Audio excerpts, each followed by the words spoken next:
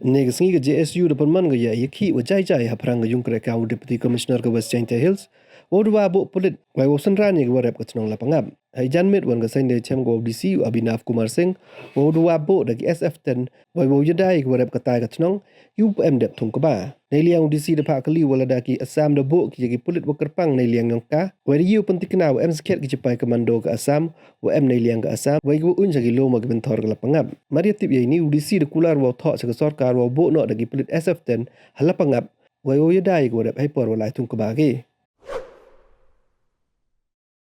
Mentang sengi na liang jangi ka Jaintia Student Union Seng kami ngila late Torsha Deputy Commissioner West Jaintia Hills District nagabenta ban yakun ya ka hok jong kita gi nong snong ki badon hatai po lapangap ti haga ar pundru trik jong banai pundru arjar arbo san ngile kendo ya i sar preston bat ya ka home department abai dai bat ka jing request jangi government ban deploy ya ki special force atai hapo lapangap nakabenta ka safety jong kita ginong snong para jo ka sngi ngilai kendo ro ya i Director General of Police Government of Meghalaya ban bu kan ju ka sithi cha government nakabenta ban pan ya gini ki force ki balong special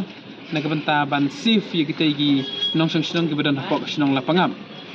te mentak sini hadin bangilai dapat tour sin sports ketriat yang EDC lekot yangi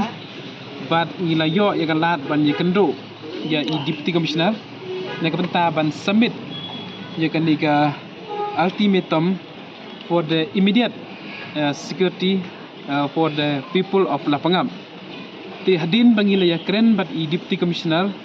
ngala request ban bu ya kini ki SF10 ban nagaliang jong Deputy Commissioner ila hak confirm hai EDC baka don sisa ne em SF10 nagai liang jong ki Assam hati hapo jaka ya kajia hadin ba EDC ila phone sha sai sama outpost dan liang jong police kil confirm bagi don sisa ki special force ki badon hakatai ka jaka ba ya kajia hakap hadeng ka ki penar bat ki karbi dan liang Deputy Commissioner ila ai ka assurance ba in tho no sa government nagbenta ban bu no ya gini special force hak de gesnong baraga jo por ila kularro yangi ban escort ban pahara ya iwai pa iwai inong songsnong bat khamtam tu kinong songsnong ibom pat pendep ya ka thung ba bagi bomla ban pendep ya gani ka thung katep nagbenta kati kinong songsnong bat ila kularro yangi ba ila kerpat ro yangi bangin long kita ki stakeholder kita ginong snong iba stan na beta ka Jaintia bandon haga peace committee beta ban wanra jingsuk